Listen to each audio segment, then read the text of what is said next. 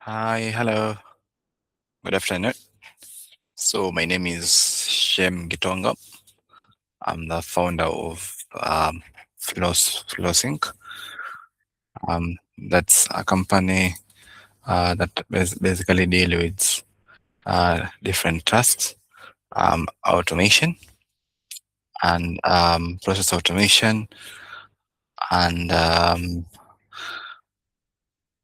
CRM. So welcome everyone. So we're going to kick off in just a couple of minutes. So while you wait, do me a favor, drop a hello in the chat and tell me where you're joining from and how big your team is currently is. I do always love seeing where people are building from. Also, quick note before you start, everything we covered today applies whether you have one international hire or 50. The principles actually don't change, only the scale does. So wherever you are in in that journey, you're in the right place. All right, let's give it one more minute and then we'll go. Just a minute.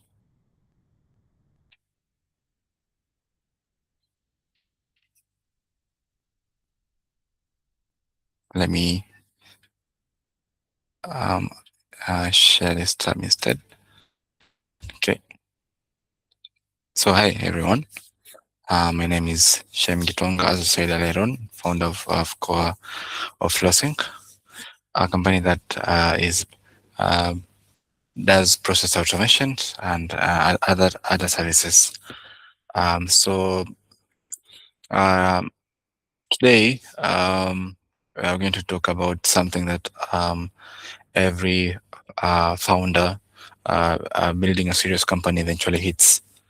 The moment you want to hire someone great and that person is in a different country, it actually sounds simple.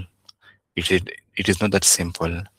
And the gap between how founders think it works and how it actually works is where some very expensive mistakes happen. So today I'm going to cut through that.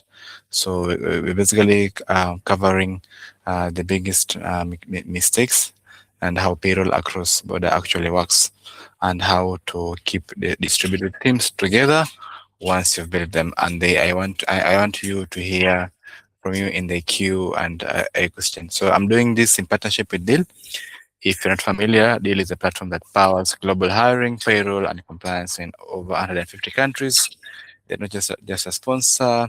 They're generally the tool that I'd point out any founder to when they're ready to hire internationally. More on that shortly. Quick housekeeping. Drop your questions as in the chat as they come up. I'll hold them for the end. And yes, this meeting is being recorded. You get that replay link. Thank you. So let me start um, with why, with the why now. So basically, 5 years ago, hiring remotely felt experimental. Something the big tech companies were doing. Today, it's stable. It's table stakes. If you are limiting your hiring to one city, you're competing for talent with every company in that city, and losing people to whoever has the biggest office budget. Okay. The numbers tell the story. Access to a global talent pool means your candidate pool is effectively 3.5 times larger than single city hiring. And the average salary cost for equivalent roles is about 40% lower when you open globally. And I want to be clear, that's not about underpaying people.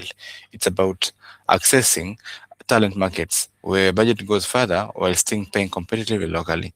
And 63% remote workers consistently report higher productivity than in office. The shift has already happened. The question isn't whether to build a global remote team. The question is whether you're going to do it in a way that creates value or in a way that creates liability.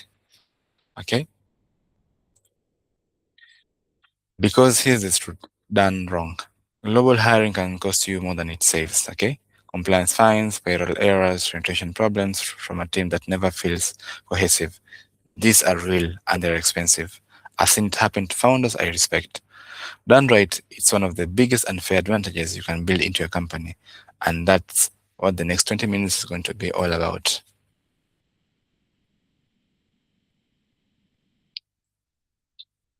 Let's talk about the three mistakes I see over and over. Each one is avoidable. Most founders learn them the hard way. Mistake number one, hiring contractors when they're legally employees. This is the most common and most expensive mistake in international hiring. It's called misclassification. And here is how it happens. A founder finds a great developer in Kenya or a salesperson in Colombia. They don't want to deal with setting up a local entity or going through a payroll platform. So they say, let us just do a contract agreement, simple invoice, wire transfer, done. Except here is what the law says. If that person works exclusively for you, follows your process, uses your tools, works your hours, most countries will consider them as an employee regardless of what your contract says. And when that gets flagged, these things do get flagged. The penalties are brutal. Back taxes, fines, retroactive benefits, sometimes legal exposure for the worker too. I know a founder who got hit with an 80,000 back tax bill in a single market. The contractor arrangement had been running 2 years. That's not a cautionary tale. That's Tuesday for a compliance attorney. The fix is simple. Classify honestly before you make them hire. If they're real an employee, treat them like one from day one. Mistake number two, paying everyone in USD and assuming that's enough. I hear this constantly. We pay in USD and you're fine. No, you're not fine. Local employment laws governs the employment relationship regardless of what currency you pay in. The minimum wage requirements, mandatory benefits, statutory leave, pension contributions, social insurance, all of these are determined by the country where your employee is based. Paying in USD doesn't exempt you from any of it. This is especially acute in Africa. In Latin America and in the European Union, where employment law is detailed and enforcement is real, we pay in USD is not a compliance strategy. It's a liability waiting to surface. Mistake number three, treating remote culture as a later problem. This one is a slower this one is slower to show up, but it's just as costly. When you do hire globally and don't invest in how your distributed team communicates, connects, and grows, people leave. Remote team attrition is roughly twice as high when there's no intentional culture investment, and replacing a great hire is expensive. Recruiting costs, onboarding time, lost institutional knowledge. The founders who get this right treat culture as an infrastructure, not a park. Not a team retreat once a year infrastructure. We'll come back to to what that actually looks like in practice. So moving on to the slide, just a moment. Okay, so let's talk about what actually works for paying people across borders, because you have options and they're not equal. Option number one, manual bank transfer. Simple, works for 1 or 2 people, but the problem compounds fast. FX fees, it's 3 to 6% of every transfer. There's no compliance layer. You're on your own for tax treatment and reporting, and it doesn't scale. When you have five people in 4 countries, you're running a part-time job, just managing the transfers. Option two, contractor invoice, low admin overhead. And if someone generally is a contractor, meaning they have multiple clients, they set their own hours, they use their own tool, that this works fine. The problem is that most founders use contractor invoices for people who are functional employees, which brings us right to mistake number one. Option three, this is the one that actually works at scale, and this is where Deal comes in. What a platform like Deal gives you is compliant employment or contract arrangements in 150 plus countries, multi-currency payroll. Everyone gets paid in the local currency. FX is handled automatically. One dashboard for your entire global team, whether they're employees, your workers, or contractors, and a compliance engine that updates continuously as local laws change. So you're not staying up at night trying to track employment law changes in six jurisdiction. The cost is a monthly fees per person. And I'll tell you, when you do the real math against the alternatives, the FX losses, the compliance exposures, the admin time, the platform pays for itself first. The referral for Deal is in the chat right now, so it will be in a follow-up email. I genuinely encourage you to explore it. So moving on to the other part is returning distributed talent. Okay, retention. All right, you've heard it completely. You've got payroll sorted. Now the real challenge: keeping great people when they're distributed across the world. Hiring globally is the easy part. Keeping people is the real work, and there are four things I've seen make the biggest difference. First, async fast culture. Default to written communication. Document decision, not just what you decide, but why. Never require real-time attendance for things that can wait. This sounds obvious, but most teams don't actually do it. They say we are async and then schedule a 9 a.m. meeting for everyone, regardless of the time zone. Async is a commitment, not a label. Secondly, fair, transparent pay. Publish your salary bands. The compensation to role and impact, not location. The moment your remote team suspects that someone in a different country is being paid less for identical work, trust breaks. And in remote teams, trust is everything because it's harder to rebuild. Third, intentional belonging.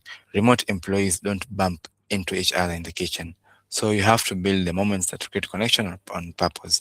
Quarterly virtual team sessions, non-work channels, public celebrations of wins. These aren't nice to have. They are the tissue that holds the distributed teams together. Four, the fourth one is visible growth. Remote employees who can see their own career path live faster than in-person employees because there's no ambient signal of progress. Regular one-on-ones, public recognition, clear milestones make success visible, especially in the first 90 days. Okay,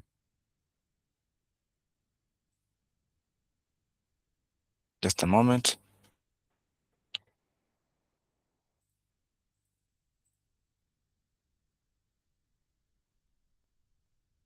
Just a moment, guys. I think my business is behaving. I'm going to move to Saturday date. Okay.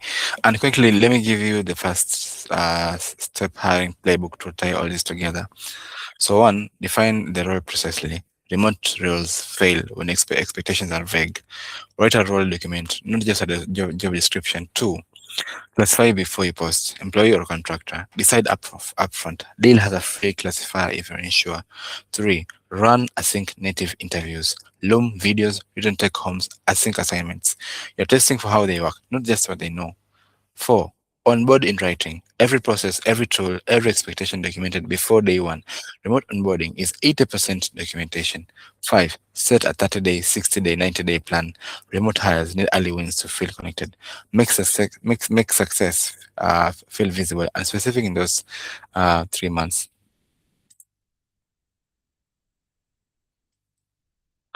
Let me bring it home. The three things I want you to work out of here with is one, classify before you hire. Misclassification is the most expensive mistake in global hiring. Do it right from the start. Use a proper global payroll platform. The free options aren't free when you add up FX loss, compliance risk, and admin time. Get the infrastructure right. Three, build remote culture and purpose. Retention is an infrastructure problem, not a vibe problem. The teams that stay together, the ones where someone built the connective issue intentionally.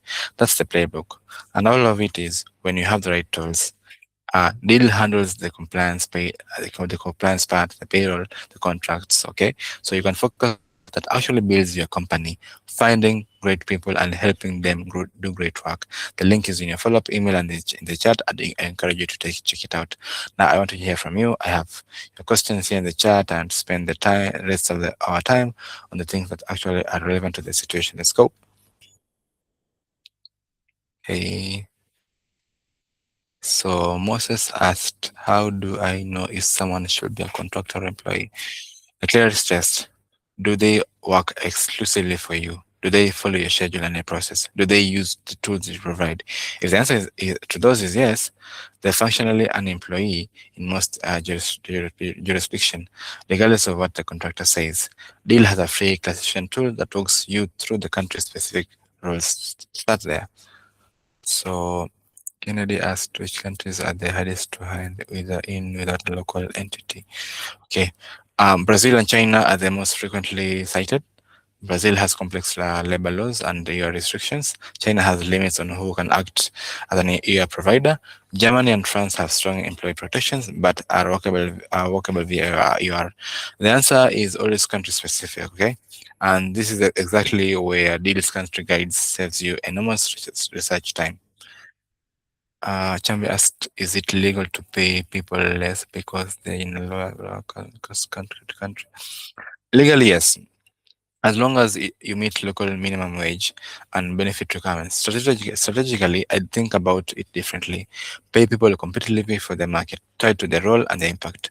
Teams where people suspect pay inequality based on location must have trust problems. Transparent salary bans salaries. The other question is from William: is what's the minimum setup for hiring my first international employee? Honestly, an AI platform like Deel, you don't need a local entity. You don't need a local accountant. You don't need a local bank account. You need a compliant employment arrangement in that country, which is exactly why AI provides. You can be up and running with a new hire in a new country in days. The last question is, how do we handle time zones without burning people out? Yeah, okay, this is common. Set co-overlap hours, typically a 2-3 hour window where everyone is available, and protect the rest as sync. Okay, be explicit. Be explicit about this upfront. The mistake is leaving it ambiguous and then defaulting to whoever says first. Asynchronous fast isn't about never meeting. It's about being intentional about when you do. If there are no questions, I think thank you for your time. Thank you all for so much for being here today. Really sharp questions. I appreciate the engagement. The replay will go out within the 24 hours with a summary of the key points.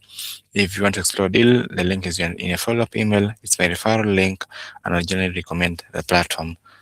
And if you want to continue the conversation, my Google Meeting link is there attached. Have a great rest of your day, everyone. Go build something great. Thank you.